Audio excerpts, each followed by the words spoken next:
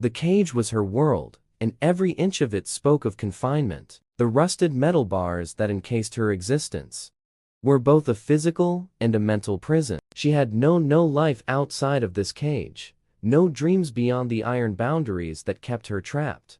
She could not remember how long she had been there. Time was meaningless in a place where the sun never truly rose, and hope was just a distant concept. She sat on the cold, hard floor, her legs folded beneath her, and her hands resting limply in her lap. She stared at the ground, avoiding the shadows that danced across the walls. The air was thick with the smell of decay, and her breaths came shallow and slow. The guards who patrolled the corridors beyond her prison rarely spoke to her. They tossed her scraps of food and water as if she were an animal, and perhaps to them she was. She had no name, no identity, no history. She was just a creature in a cage, a thing to be ignored and forgotten. And so she sat and she waited, though she did not know what she was. Waiting for perhaps the end, perhaps something else she had once tried to escape. Her attempts had been met with harsh punishment, and the scars on her back served as a constant reminder of the futility of resistance. The sound of footsteps broke the monotony of her existence. They were heavier than usual, deliberate and purposeful. She looked up for the first time in what felt like an eternity, and she saw him, a man unlike any she had ever encountered. He was tall and broad, his shoulders carrying an air of quiet strength. His eyes burned with the fire that seemed to pierce through the gloom, and his armor gleamed even in the dim light. He stopped before her cage, his gaze meeting hers, and in that moment, something shifted within her. A spark she had thought long extinguished flickered to life.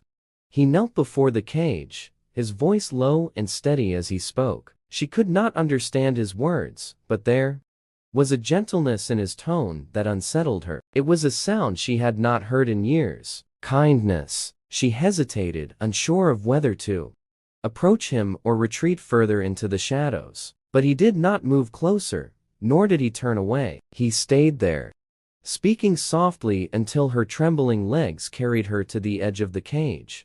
His hands reached for the lock, and she flinched, expecting the cold clang of chains.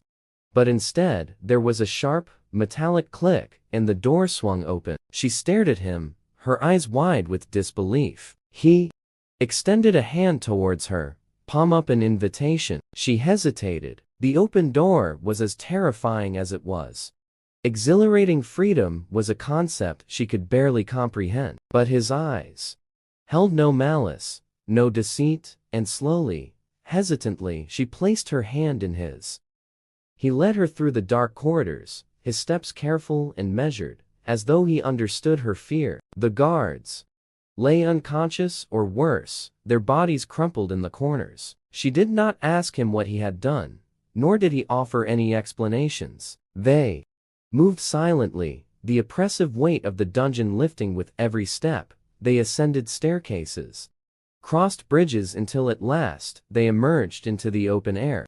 The night sky stretched above her, vast and endless, speckled with stars. She had forgotten such beauty existed. Her knees buckled, and she sank to the ground, overwhelmed by the enormity of it all. The man knelt beside her, his presence grounding her. She looked at him, her voice hoarse and broken, as she attempted to speak, but no words came. He seemed to understand, for he said nothing, only placing a reassuring hand on her shoulder. They traveled together through forests and fields, over rivers and mountains. She had no destination in mind, and he did not seem to require one. He taught her how to walk without fear, how to trust her instincts, and how to see the world with new eyes. He showed her the colors of the dawn, the songs of the birds, and the taste of fresh water. She had spent so long in the cage that she had forgotten how to live, but he reminded her, one moment at a time. As days turned to weeks, she began to find her voice. It was soft and hesitant at first, like a whisper on the wind, but he listened with patience and care, never rushing her, never pushing her. She told him about the cage, about the emptiness, about the pain. He listened without judgment, and when she wept, he held her not with pity, but with understanding. She learned that he too carried scars, though his were not visible like hers. He spoke of battles fought and lives lost, of choices made and regrets carried. His words were heavy with the weight of his past, but there was a strength in his resolve that inspired her. He had found his way out of his own cage, and now he was helping her find hers. Their journey was not without its challenges. The shadows of her former captors loomed ever present, and there were moments when she felt the pull of the past urging her to retreat to the safety of the familiar. But he stood beside her, unwavering, his presence a beacon in the darkness, and she found within herself a courage she did not know she possessed.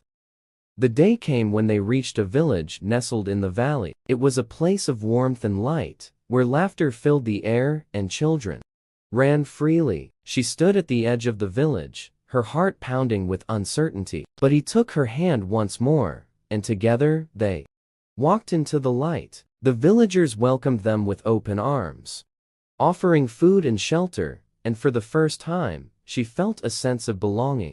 In the days that followed, she began to build a life in the village. She worked alongside the villagers, learning their ways and sharing her own stories. She discovered talents she never knew she had: a gift for healing, a knack for storytelling, a passion for creating. And she began to see herself not as a prisoner, but as a person with a past, yes, but also with a future. He stayed with her through it all, a constant presence, though he did not impose himself on her. He gave her space to grow, to find her footing, to become the person she was meant to be. And when the time came for him to leave, she understood he had given her the tools she needed to stand on her own. He had shown her freedom, and now it was up to her to embrace it. As she watched him disappear into the horizon, she felt a pang of sadness, but it was tempered by a deep and abiding gratitude. She had lived in a cage for so long that she had forgotten what it meant to truly live, but he had shown her the way, and for that she would be forever grateful. She turned back to the village, her heart light and her spirit unshackled, ready to face whatever the future held. For the first time in her life, she was free, and the world was hers to explore.